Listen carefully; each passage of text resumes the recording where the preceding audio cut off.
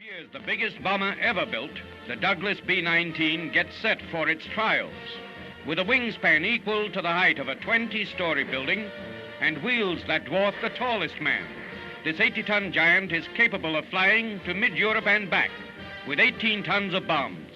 A $2 million sky battleship that makes all other bombers look like toys.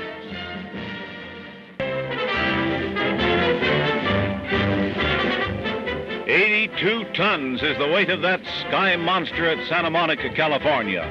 So heavy, the huge wheel crushes the pavement and sinks, and they have to place a big board in to roll it out. The wingspan, 212 feet. That's the height of a 20-story building. An Army test pilot takes the supergiant out for a trial, though not a trial flight. With a plane that big, the first test is taxiing on the ground, feeling out the controls. The pilot tries the control for lifting, and the front wheel raises. But that's enough. He'll report on the ground test before he actually takes off and makes a test flight in the biggest bomber in the world.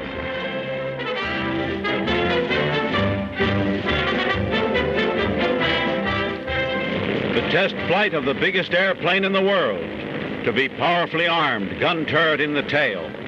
At Santa Monica, California, 45,000 spectators watch with tense interest as the Douglas super bomber B-19 takes off.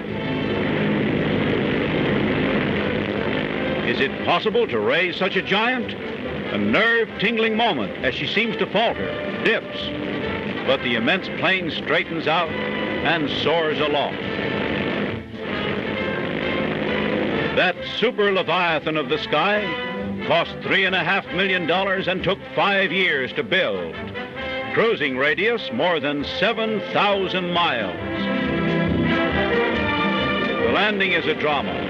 Will it be successful? It takes the utmost of skill to bring to Earth a plane of new design and of such magnitude.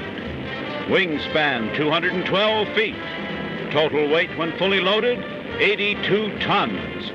And that's being landed for the first time. Wheels down.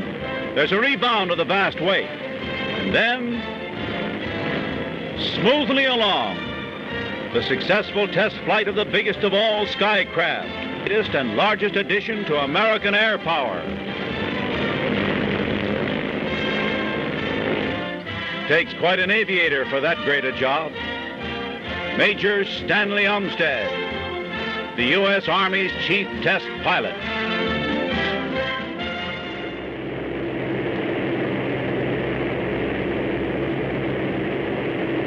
Final flying tests for the world's biggest and most powerful bomber, the United States Army's B-19.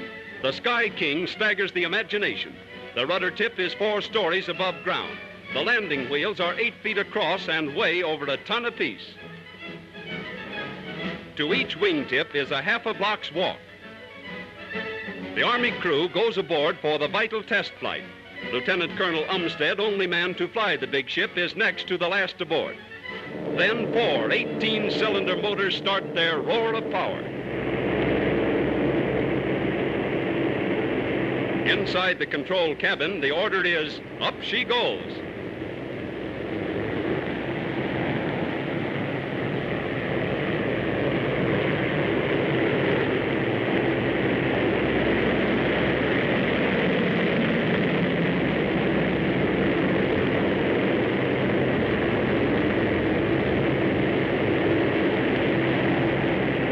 Perfect takeoff, and the big 2,300-pound wheels fold gracefully into the fuselage.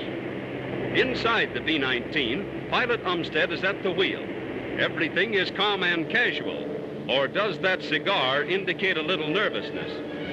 Well, with 8,000 horsepower and a crew of 10 under your command, you might be nervous too, mister.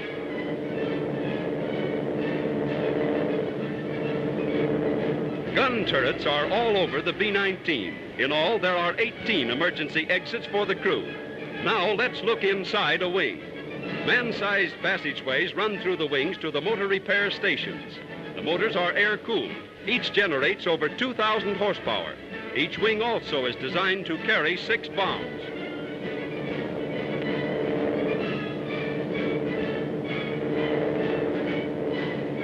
of the bombardier's turret. Below is Los Angeles, looking like not too difficult a target. No bombs are aboard, but loaded, the B-19 could fly 18 tons of explosives from Brazil to Dakar and back twice without refueling. The B-19 probably will have no military use. Dreamed up in 1930, working plans required 6 years. 750,000 man-hours of labor put the big ship together. Serving as a flight laboratory, the B-19 may lead to mass production of new superplanes, the like of which Berlin and Tokyo have never dreamed. Now, gracefully down, a sleek symbol of America's ability to master the air, a symbol of America's strength when these eagles of freedom fill the sky.